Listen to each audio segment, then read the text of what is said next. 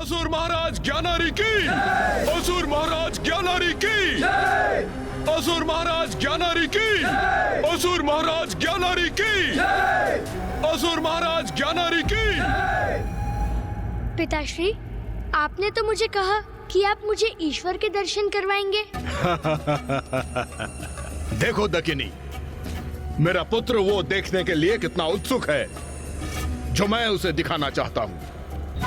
इसकी निष्ठा से और भक्ति से अति आनंदित हूं मैं।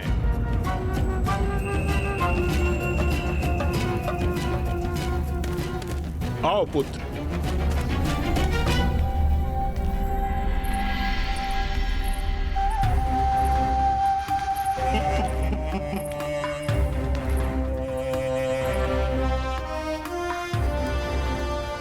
देखो यहाँ, मेरे आदेश पर एक मूर्ति का निर्माण हो रहा है। अवश्य प्रथम पूज्य गणेश जी के श्री विग्रह की रचना हो रही होगी यहाँ। गुरुवर ऋषि स्कंद ने गणेश जी की जिस महिमा का बखान किया था, अब उसके साक्षात दर्शन का सुख प्राप्त होगा मुझे, और मैं उनके श्री विग्रह के समक्ष स्थित होकर उनके मंत्र का जाप कर सकूंगा। मेरे पुत्र, वहाँ क्यों खड़े हो? यहाँ आओ।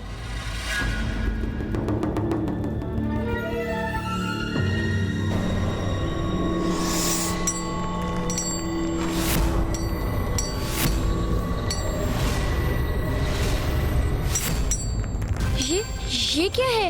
ये मूर्ति तो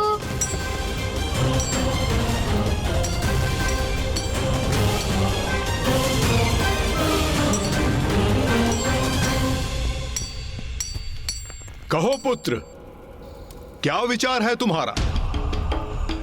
अपने ईश्वर की मूर्ति भाई तुम्हें?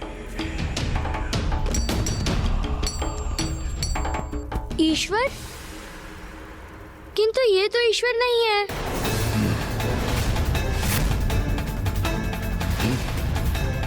ये तो आप है पिताश्री। भक्ति के अति सुंदर सुमधुर अनुभव का ज्ञान दिया है इन्होंने मुझे। वही ईश्वर पिताश्री जो सर्वत्र है, सर्वस्व है, सब में है, सब कुछ है। आप हैं।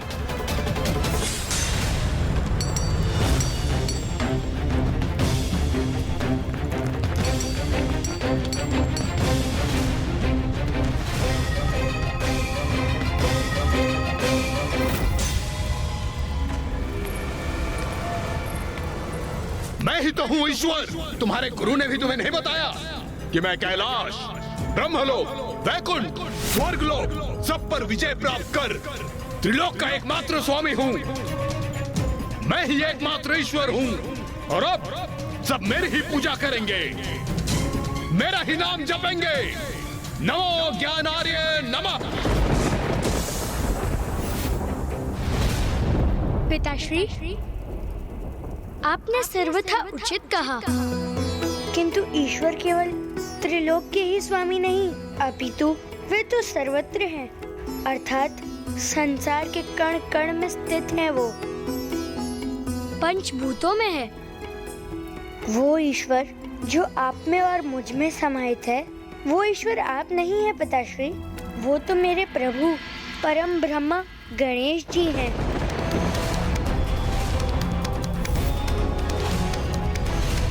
वो अनंत अविनाशी परम ब्रह्मा मेरे प्रभु हैं, आपके प्रभु हैं।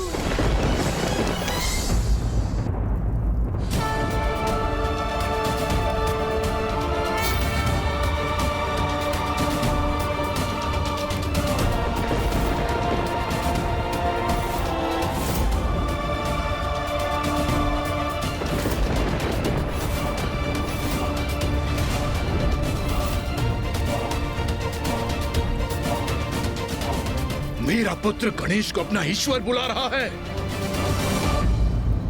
क्या क्या कहा तुमने? मैंने सत्य कहा पिताश्री। हम तो साधारण जीव हैं। हम भांति भांति के मोह माया में फंसकर अपनी अंतर्दृष्टि खो बैठते हैं। कभी इस तन से मोह, तो कभी सांसारिक सुखों का मोह। हमारा मन इन्हीं बंधनों में बंध कर रह जाता है और हम इसी प्रकार हमारा संपूर्ण जीवन व्यर्थ गवा देते हैं। इसीलिए पिताश्री, मेरा तो आपसे भी अनुरोध है कि आप सभी प्रकार के मोह के बंधनों से मुक्त हो जाइए, त्याग दीजिए ये सब और गणेश जी की भक्ति में लीन होकर देखिए।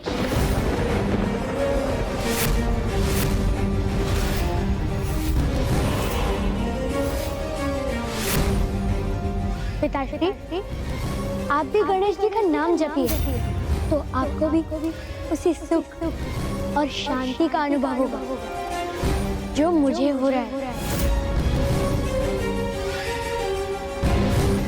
ओम गण गणपते नमः। ओम गण गणपते नमः। ओम गण गणपते नमः। ओम गण गणपते नमः। सुबोध!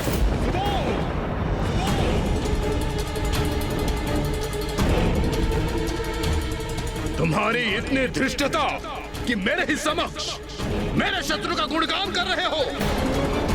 तुम्हें क्या थी क्या उस गणेश के विषय में? मेरे पिता, तुम्हारे पितामह असुरराज दुर्बुद्धि का वधिक है, ज्ञात है? किंतु पिताश्री, गणेश जी तो किसी के भी शत्रु नहीं। जब उनके भक्तों से भी कोई भूल हो जाती है तो वो उन्हें उचित मार्ग पर आने का अवसर प्रदान करते हैं। वो तो मात्र उन्हें ही दंड देते हैं जो सभी सीमाओं का उल्लंघन कर धन के पद से इतना भटक जाता है कि उनका सुपथ पर लौटना ही असंभव हो जाता है। पिताश्री, जब गणेश जी के द्वारा पितामह का अंत हुआ तो उसके साथ साथ उनके सारे पाप भी मिट गए। इसीलिए पिताश्री, गणेश जी ने उनका वध कर उन पर कृपा ही की है। वो गुरु उस दुष्ट ने ही मेरे पुत्र की मति भ्रष्ट की है। ये सब उस गणेश का ही छल है। मेरे ही निवास में प्रवेश कर मेरे एकमात्र पुत्र की बुद्धि दूषित की है। उस गुरु को मेरे निकट लाओ, अब मैं उसका वध करूंगा।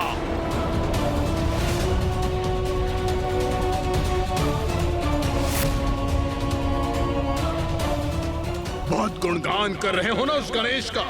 अब देखना, तुम्हारे समक्ष तुम्हारे गुरु का निर्मम वध करूंगा। जब मेरे खड़क के वार से उसका शीश धड़ से अलग होकर तुम्हारे चरणों में गिरेगा, तब समझ आएगा कि गणेश के भक्तों का क्या परिणाम होता है। ओम गण गणपते नमः। ओम गण गणपते नमः। ओम गण गणपते नमः।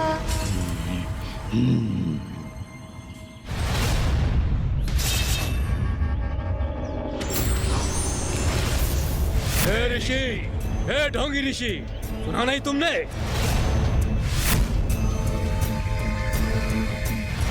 चलो उठो, त्रिलोक विजेता महाराज ज्ञानारी ने तुम्हें बुलाया है। तुम्हारे युवराज को पथ भ्रष्ट करने का कठोर दंड प्राप्त होगा तुम्हें।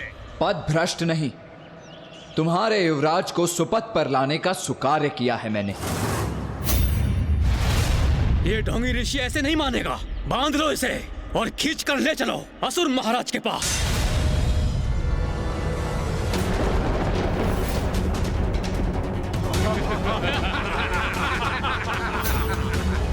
क्यों? अब भय से नेत्र खुल गए तुम्हारे? नेत्र तो अब तुम्हारे खुलने जा रहे हैं असुर सैनिकों। पकड़ो इसे, घेर लो और बांध लो इसे।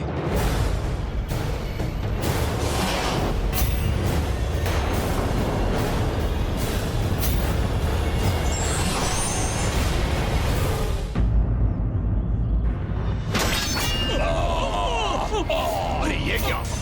हमारे अस्त्रों को नष्ट कर दिया इसने? ये कैसे संभव है?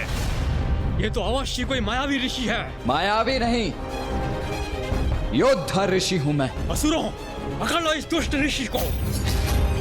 इतना समय क्यों लग रहा है मेरे सैनिकों को एक साधारण से ऋषि को बंदी बनाकर लाने में? किंतु पिताश्री, गुरु स्कंद कोई साधारण ऋषि नहीं और हो भी नहीं सकते हैं, क्योंकि उन्होंने तो मेरे मन में गणेश जी के प्रति भक्ति जागृत की है।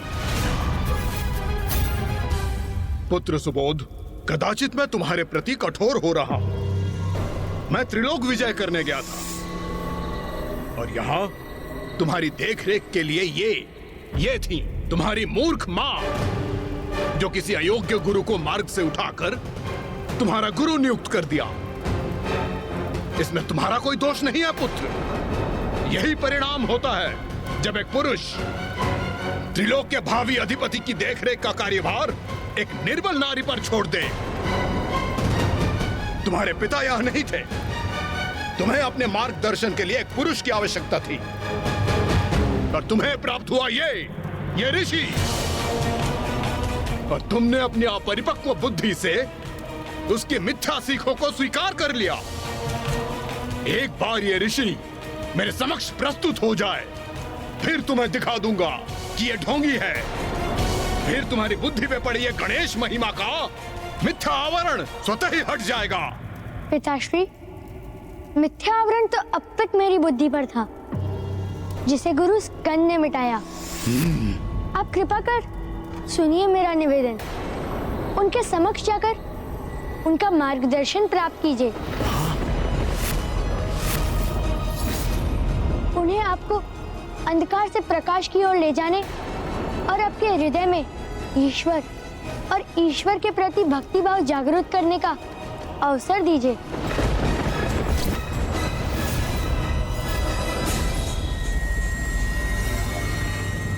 कहाँ रह गए वो सैनिक?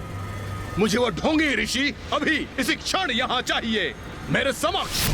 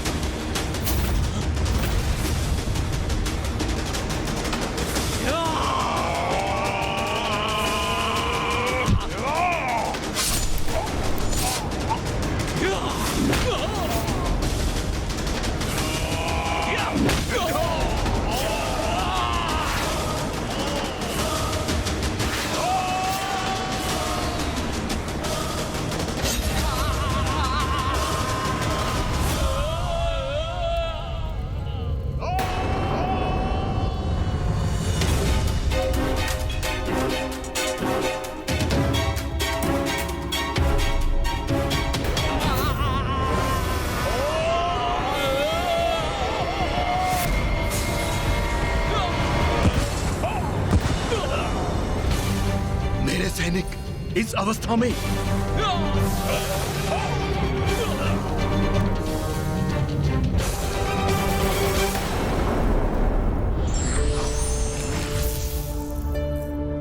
गुरु स्कंद,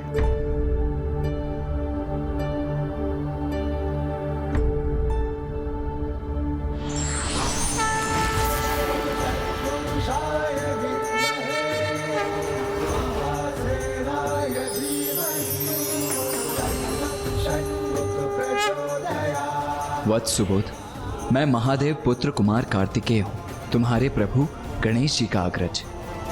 अब मुझे यहाँ से प्रस्थान करना होगा, किंतु तुम गणेश जी में अटूट विश्वास रखना। तुम्हारी भक्ति ही तुम्हें उन तक पहुँचा देगी। स्वयं गणेश जी के अग्रज कुमार कार्तिकेय से शिक्षा प्राप्त कर मैं तो कृतार्थ हो गया। ये क्या हो रहा है? महाराज, उस ऋषि ने हमारे सभी सैनिकों को आहत कर दिया है। अब यहाँ वो कहीं नहीं है। देखा पुत्र, क्या क्या तुम्हारे गुरु ने, उस ढोंगी ऋषि ने। पिताश्री, आप उनके लिए कुशब्द मत कहिए। वो मेरे गुरु हैं और गुरु की निंदा करना पाप होता है। कल के आए गुरु की निंदा असहनीय है तुम्हें, किंतु अपने पिता त्रिलोक विजेता, त्रिलोक अधिपति का इतना बड़ा अपमान करके चला गया तुम्हारा गुरु, वो देख सकते हो तुम? पिताश्री, भारी शत्रुओं को पराजित कर ब्रह्मांड पर तो विजय प्राप्त कर लिया आपने, किंतु अपने आंतरिक शत्रुओं को नष्ट नहीं कर पाए आप। आंतरिक शत्रु? कौन है ये आंतरिक शत्रु? वही पिताश्री, जिसका आपके भीतर निवास है। काम, क्रोध, लोभ और मोह। पूर्व में मैं भी आप ही की भांति क्रोध करता था, किंतु जब से मैंने गणेश जी के नाम का जाप आरंभ किया है, मेरे आंतरिक शत्रुओं का स्वतः नाश हो गया। मैंने उन पर विजय प्राप्त कर ली पिताश्री। आप मेरा सुझाव माने तो आप भी मेरे साथ गणेश जी के नाम का जाप आरंभ कीजिए। बहुत सुंदर और मधुर है उनके नाम का जाप।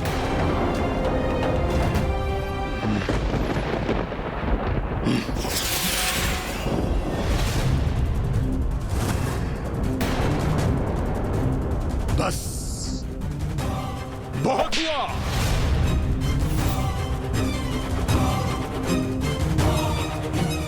पुत्र प्रेम में मैं तुम्हें निरंतर अवसर देता गया, किंतु तुम्हारी दंडता बढ़ती ही चली गई। किंतु अब मैं तुम पर कोड़े बरसाकर तुम्हारे भीतर सुबुद्धि जागृत करूंगा।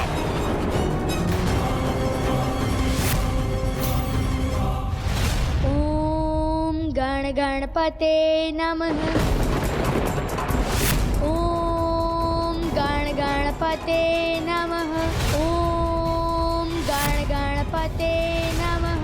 ओम गण गणपते नमः। ओम गण गणपते नमः। गणेश, तुम्हारी योजना के अनुसार हमने सुबोध के हृदय से घृणा का बीज हटाकर उसमें भक्ति और प्रेम का बीज बो दिया है। किंतु तुम्हारे प्रति उसकी भक्ति देखकर ज्ञानरी तुम्हारे भक्त सुबोध को अवश्य दंडित करेगा। भैया, जैसे एक दीपक अपनी लौ से अनेक दीपक प्रज्वलित कर सकता है, उसी प्रकार सुबोध भी अपने पिता के भीतर अंधकार हर ज्ञानारी में भी प्रेम और भक्ति उत्पन्न करने का प्रयास करेगा। तुम उचित कह रहे हो गणेश, किंतु यदि सुबोध अपने पिता का हृदय परिवर्तन करने में असमर्थ रहा तो क्या वो सदा ज्ञानारी के कठोर दंड का भागी बनता रहेगा? भैया, मैं ज्ञानारी को सुधरने का, सन्मार्ग पर आने का एक समुचित अवसर दूंगा, किंतु जब उसके पापों की गागर भर जाएगी तब उसे उसके कर्मों के अनुरूप दंड भी दूंगा मैं। और रही बात सुबोध की, तो एक भक्त को उसका भगवान कभी एकाकी नहीं छोड़ता, चाहे कितना भी बड़ा संकट क्यों ना आ जाए। सुबोध मेरी भक्ति की परीक्षा में उत्तीर्ण होने वाला भक्त है। परिस्थिति चाहे कुछ भी हो, वो सदा विजयी ही होगा। अभी तुम्हारी गणेश भक्ति तुम्हारे तन और मन दोनों से बाहर निकालूंगा मैं। गणपते नमः। हाँ! नहीं स्वामी, रुक जाइए।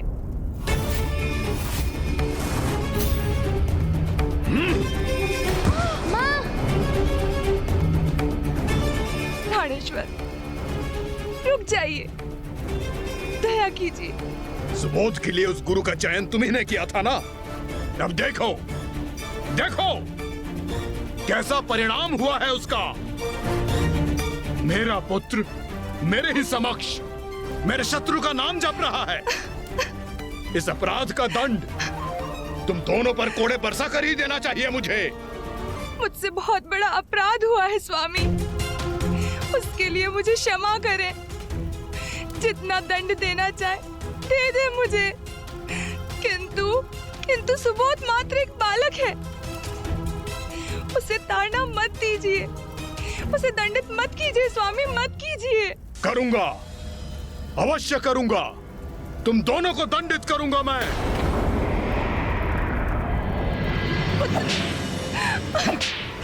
बस प्राणेश्वर, बस, दया कीजिए, कृपा कीजिए, दया कीजिए स्वामी। माँ, आप कुशल तो है ना माँ?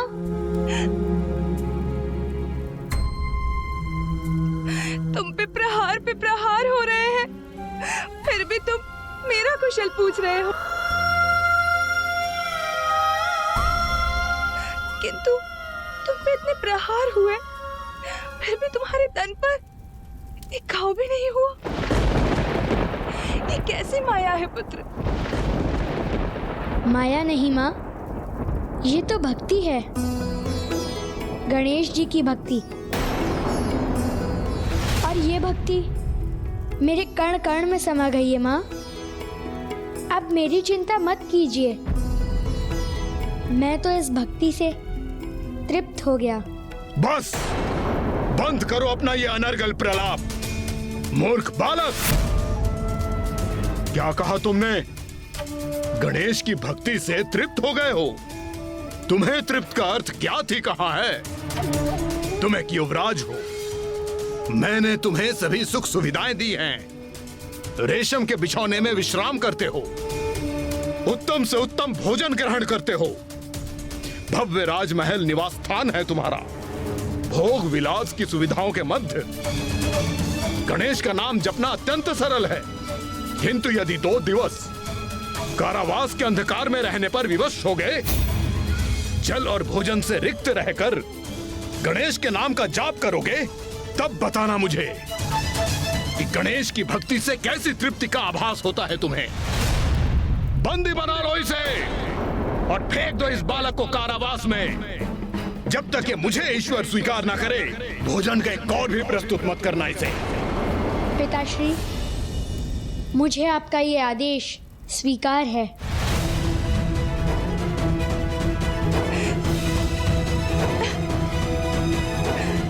माँ, आप चिंता मत कीजिए, मुझे कुछ नहीं होगा। ओम गण गणपते नमः। ओम गण गणपते नमः। ओम गण गणपते नमः। ओम गण गणपते नमः। ओम गण गणपते नमः। ओम गण गणपते नमः। ओम गण गणपते नमः। ओम गण गणपते नमः। ओम गण गणपते नमः। ओम गण गणपते नमः। ओम गण गणपते नमः। ओम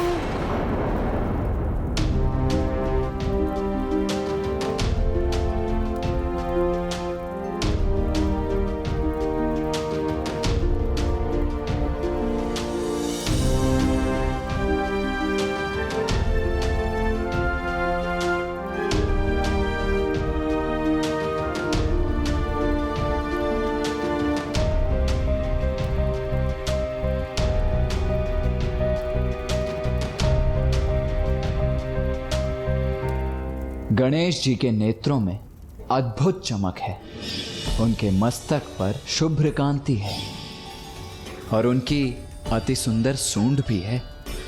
उनका रूप, उनका सौंदर्य मनमोहक। गणेश जी के दर्शन हेतु तुम्हें उनके मंत्र का उच्चारण करना होगा। ओम गण गणपते नमः।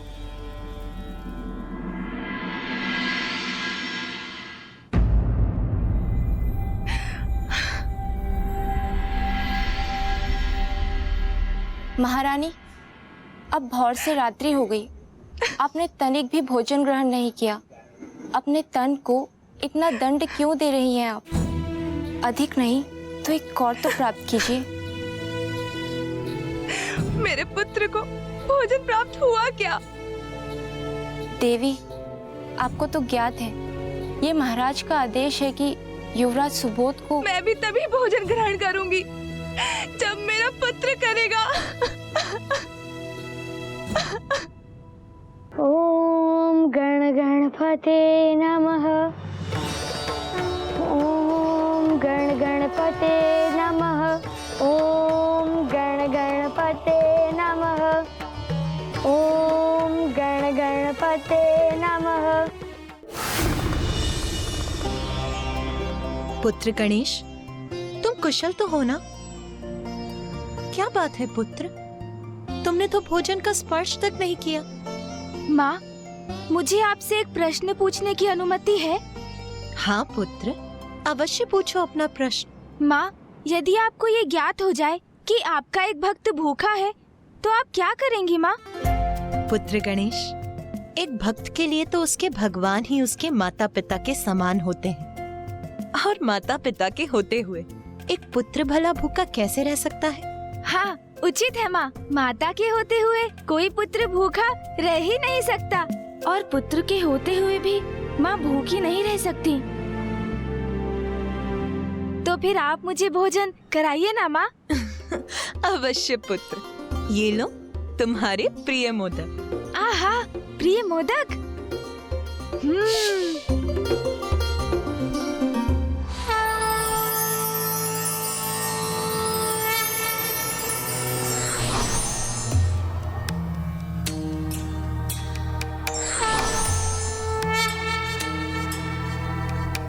मेरा प्रिय भक्त सुबोध भोजन से वंचित नहीं रह सकता।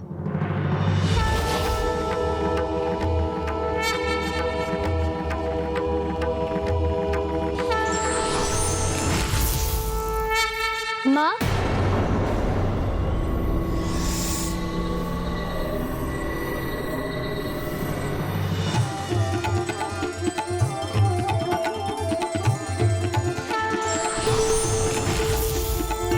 पुत्र सुबोध, पुत्र। माँ,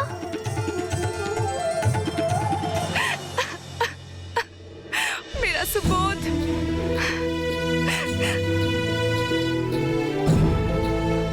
किंतु तुम कारावास से बाहर कैसे आए पुत्र?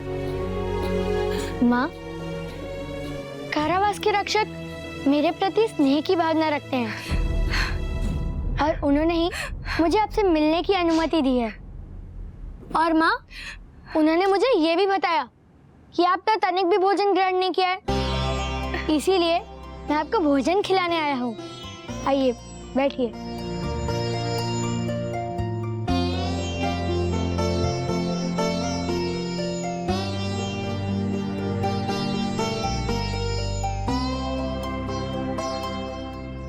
ये लीजिए माँ।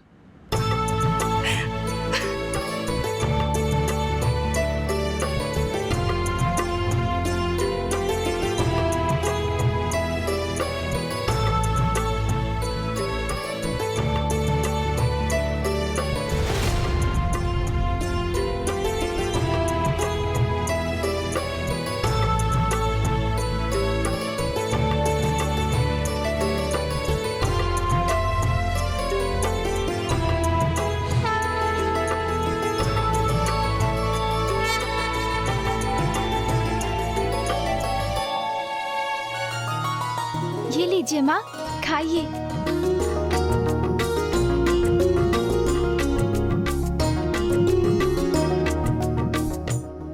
माँ, मुझे निद्रा आ रही है, मुझे अपने आंचल में भरकर निद्रा में डूबने दीजिए। आओ पुत्र सुबोध।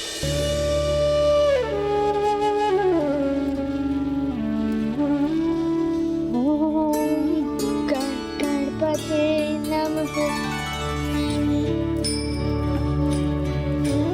ओम गणपते नमः। ओम गणपते नमः। ओम गणपते नमः।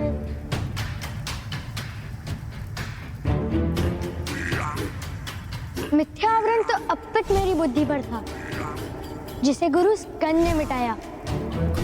आप मेरा सुझाव माने तो आप भी मेरे साथ गणेश जी के नाम का जाप आरंभ कीजिए।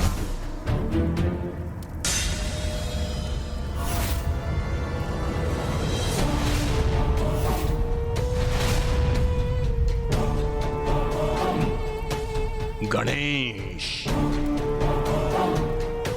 तुम्हारे मन में ये भ्रम कैसे उत्पन्न हो गया कि तुम मेरे पुत्र की बुद्धि को प्रभावित कर सकोगे? वो मेरा पुत्र है, असुर साम्राज्य का युवराज है वो। उसे उचित मार्ग पर कैसे लाना है ये ज्ञात है मुझे। उसे इतना प्रताड़ित करूंगा कि तुम्हारी भक्ति का त्याग कर तुमसे घृणा करने लगेगा वो। उसके हृदय में तुम्हारे नाम का लेश मात्र भी मिटा दूंगा मैं, लेश मात्र भी मिटा दूंगा मैं, लेश मात्र भी मिटा दूंगा मैं। जो भी ईश्वर की सच्ची भक्ति करते हैं, ईश्वर भी कभी उनका साथ नहीं छोड़ते।